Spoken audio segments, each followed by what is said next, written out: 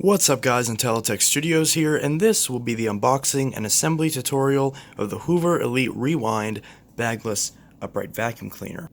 This in particular is the model UH71012. Now, this particular machine doesn't explicitly refer to itself as the Elite Rewind, but if you look on the tag that was on this machine, it says Hoover Elite Rewind Bagless Upright Vacuum. Also, whenever you go to Hoover's website, it says Hoover Elite Rewind Bagless Upright Vacuum. And also, if you look at one of my older videos, I had the older version of this that came in a sort of lavender purple color, and that one actually said Elite Rewind on the cyclone assembly. This one just says Rewind. As you can see right here, it just says Hoover Rewind, and on the box it just says Hoover Rewind. I don't know why they removed the Elite name. Maybe because they want this to be, branded as the budget machine, and they want the other wind tunnel machines to be considered higher end, whereas maybe Elite can be perceived as being higher end than wind tunnel. I don't know.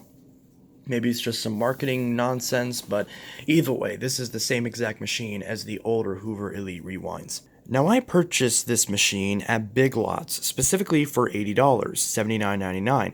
The reason I was able to purchase it for that much is because Big Lots had a 20% off sale, specifically in the Hoover section of their floor care section. Now, Big Lots is no stranger to deals. In fact, my previous Big Lots purchase, the Bissell Power Groom Bagless, was normally tagged at around $90, but I managed to score mine for just over $60 because they had a 30% off sale in the same section of the store. And that was across the entire floor care line. So this deal in particular wasn't as good as, if I had bought this machine around that time, then it would have been probably closer to like $75-ish dollars, maybe even like closer to like $72, $74. But nevertheless, $5-ish difference. I'm not going to sweat that difference because, frankly, I think this machine is worth it even at $100, something that I don't necessarily 100% agree with the Power Groom. Not saying the Power Groom's a bad machine, just saying that I think this, for the price, is a little bit better. So, and I can say that because I have actually owned this machine before on multiple occasions. However, I don't currently own it. Well, at least that was my reason for purchasing it. Before I realized that I actually do in fact own one of these. And it's right back there. So I bought this thing, and literally as I was prepping for this video, I noticed that I have one. That's the exact same one. So that's embarrassing, but we're going to open this one anyways because I'm sure you probably want to see the assembly tutorial, and it'll be helpful for those who want to buy this. And I may keep this one and just sell off the other one. Or maybe I'll return this one. I don't know. I don't want to be that guy who returns a machine just because I feel like I'm done using it. The only time I really think it's acceptable to return something is if it's actually broken. Now, granted, this box is pretty bowed out on this bottom section, so it may be broken. So, we'll see if it is. But anyways, to just do a little quick overview of the features, something that I didn't do in the Powerlifter video. It has dual cyclonic technology, and the cyclone assembly in this is very easy to disassemble, clean, and maintain, which I love. It has 10 foot above floor reach because we live in a country where measuring systems don't actually have to make sense. This also has a 25-foot core rewind, which is, I believe, just under 3 meters. Well, about 5 feet under 3 meters, whatever that means. So 25-foot cord means that it's a pretty decent cord length. It's going to be much better than, something like, a Power Force, but it's also going to be, not as good as something like the Power Lifter, because the Power Lifter I was able to get for about the same price as this, and that had a 30-foot cord on it, but it also didn't rewind, so that's kind of, that's kind of the trade-off that you take with this. You pay for the convenience with this to get slightly lesser cord. And also, it's, of course, more difficult to wind more cord over a cord rewind. Now, this is a lot different than the older Elite Rewind, the one that originally came out in 2008. That one had a vertical cord rewind mechanism. So it'll be interesting to see how this one works. Although, again, I have used it before, and it does appear to work very, very well, provided that's not broken. I did get one of these with a broken cord rewind, and that was not very pleasant to work with. So, let's go ahead and open this up and see what's inside. Grabbing this lovely unboxing knife, we can go ahead and start cutting the seal on this. And remember, always cut towards yourself. And of course someone has to drive by with a super loud car the moment I start filming. Now, just like the Powerlifter video, or just like the Powerlifter box, I should say, it appears that this is very, very weak tape. So, it's not particularly strong, but I guess it doesn't need to be. But that does mean that, you know, once in a while you will get one of these where the tape has already been torn a little bit from the pressure of it being bounced around in a shipping truck. So, I've never unboxed a Hoover before, so this is a new experience for me. That's another reason why I wanted to get this, because I never unboxed a brand new Hoover. And this probably will be the only new Hoover I ever unboxed, but I could be wrong. So as you can see for the carton contents, we've got the handle, the vacuum base, the extension wand, the crevice tool, the turbo brush, the dusting brush, the screw, and the dirt cup. So, remove all parts from carton and identify each item shown. Make sure all parts are located before disposing of packaging materials. See, that's a very good piece of advice. Welcome to New Generation Clean. Of course, they're advertising a bunch of social media nonsense, and it also has a reusable easy rinse filter. It says regularly rinse the filter under running water for long-lasting use. It doesn't say how often you should, but you know, just check it every once in a while, and common sense will tell you when you think it's dirty enough to clean. Here's the manual, which is a very thin and kind of cheap feeling instruction manual compared to a lot of the ones that I get from Bissell, but it's also not even, well then again, the newer Bissell ones aren't in color either. Actually, I think they were always in black and white, so yeah. So this is designed in the USA, but it's also made in China. This is made by TTI, of course. It says, read carefully before assembly and use. I'm not going to do that because I am a professional. Oh, first thing we have is a dusting brush. And let's see. That doesn't look new. That doesn't look new at all. It's got scratches on it.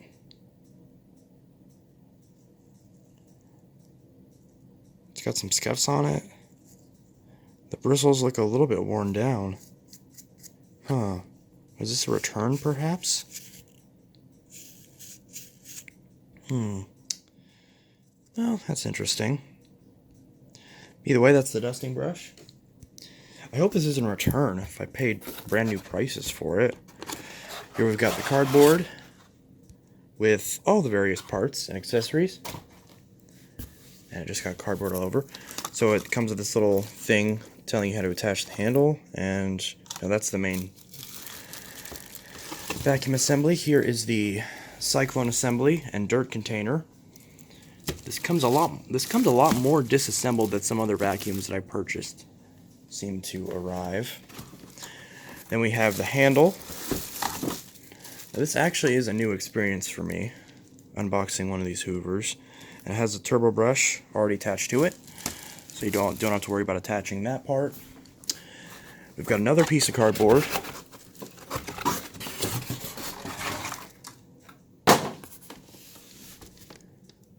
And got another little piece of cardboard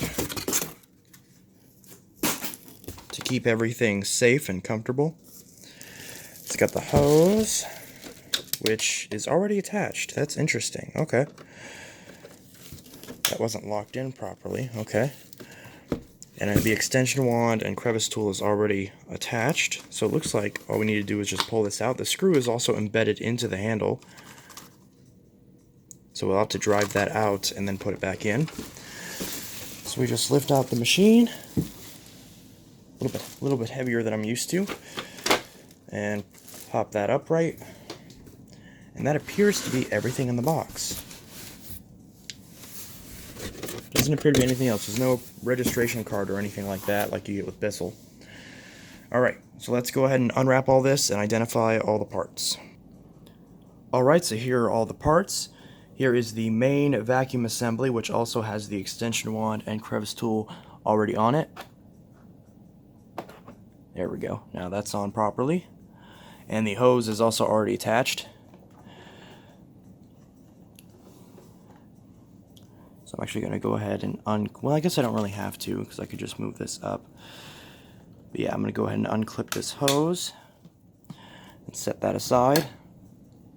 And then now we got to get a standard Phillips head screwdriver and drive out the screws. And as you can see, it has instructions right here. Insert handle section into vacuum base, push down firmly. Using a Phillips screwdriver, fasten the large screw behind the handle into the vacuum base, and then laying the unit on its back, use the Phillips screwdriver again to fasten 2 small screws into the front lower handle as shown. So you drive out this screw, put the handle on, put this screw back in, and then there's 2 tiny little screws that go in underneath here. So we're just going to go ahead and do that real quick. Alright. There we go. So that screw is out, so we can remove this little thing, and the 2 little screws are attached right here, so do not discard this. Then we take the handle, we line it up, this little triangle on the back. We want the actual hose hook to be facing towards the back of the machine, and we want the turbo brush to be facing towards the front. And just slide it in right that. Shouldn't be any resistance, it should just slide in super easily. And then we want to take this screw and we want to insert it back into the handle, like so, just like that. And then take our screwdriver and screw this screw back in. It's a pretty long screw, so it'll take a little bit to screw it back in. There we go, just like that. You can see the screw has started threading now that it's lined up. And we just do that until the screw is fully tightened. And you don't want to use any sort of electric drill or anything to put in this screw because you don't want to over torque it and risk stripping the screw or the plastic housing. As we can see, once it starts to resist like that, we know that it is on properly. See, the screw is indeed in all the way. So now what we're going to do is we're going to lay the machine down flat, make sure this hose doesn't get kinked in the way, which actually best to put it over here like this. We want to lay the machine down just like this, and then we can see in here there are these 2 little screw holes. There's a screw hole right there, there's a screw hole right there. We want to take this little baggie of screws, of these 2 little screws, and we want to open these up. Then we want to put the screws in those holes and tighten them. There we go, we got the screws out just like that. Whenever you're taking the screws out of this little package, you want to make sure that you're not like ripping the package like really vigorously, because if you rip it and then it pops open, you may end up flinging the screws across your room, and if you do, then you may end up losing one of these screws. And you don't want to lose one of these screws because they're pretty important to actually making sure the handle is installed properly. So we're just going to take this first screw and just slide it in. And if you want to just kind of twist it a little bit with your hand, just to make sure that it's kind of lined up correctly, you can do that as well. And do the same with the other screw. Make sure it's lined up properly. And once you find out if it's lined up properly, just like that. If the screw isn't lined up properly, make sure the handle is secured properly. Just like that. And then you just take your screwdriver and drive in tighten those 2 screws, which can be kind of awkward at this sort of angle, but it's also kind of hard whenever you're holding a camera like I am. Most of the time you would have 2 hands free, assuming you have both of your hands, and you'd be able to tighten in both of these screws. So just tighten them in hand tight, and once they give you a decent amount of resistance, then you want to stop, because again, you don't want to use a drill and you don't want to over tighten these screws so you don't strip the plastic housing. Now these screws, as you can see, are properly installed. If your screwdriver isn't driving the screws in properly, then you may have an issue with your screwdriver, or it may be worn out, and you may want to try a different screwdriver because you don't want to actually force these screws in. They should be able to torque easily. So if you're having issues with torquing the screws, try a different screwdriver. Now we're going to take the machine and put it in the upright position. And now that the hose hook is on properly, we're going to take the hose and we're going to stretch it out over this hose clip like so, and snap it to this bottom portion right here. And there we go. Now that hose is fully installed, And the final two things that we do,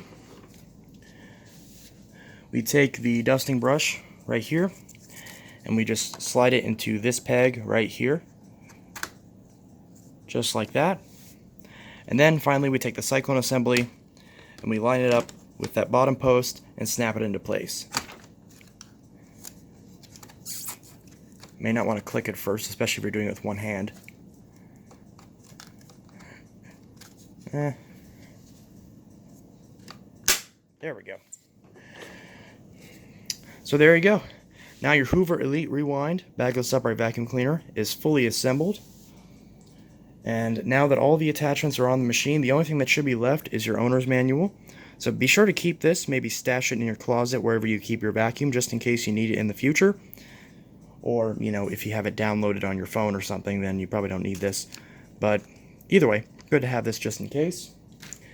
And for at least the first month or so while you own your vacuum, make sure to keep your box and all your packaging materials. So if you ever have a problem with the machine, you'll be able to actually return it for a warranty claim or for a refund from your retailer. I don't expect you to have any issues with this machine since it is a really good machine, but you never know. Sometimes anomalies like that do happen. Then now with these little pieces, again, you should put this with the rest of your packaging material in the event that you need it in the future. Obviously, once it's been about a couple months and you've been using the vacuum and you're happy with it, then you may discard the box as you please. I recommend using the box as a shipping box for any other products that you may need to ship in the future, since it's a nice big box so pretty much anything should fit in it. Or, conveniently, if you happen to sell your old vacuum cleaner, then you can use this box to ship it to someone and at the same time advertise the new vacuum cleaner that you just bought. So anyways, this is Intelitech Studios signing out, and I hope you guys enjoyed this unboxing and assembly tutorial of the Hoover Elite Rewind bagless upright vacuum cleaner. Hope you had, oh, my mind just went blank. I hope you enjoy this vacuum, much like I have in the past, and, I really need to write scripts for these videos, don't I? Yeah. Anyways, this is Intelitech Studios signing out. Hope you enjoyed this video, and I hope you guys have a good one.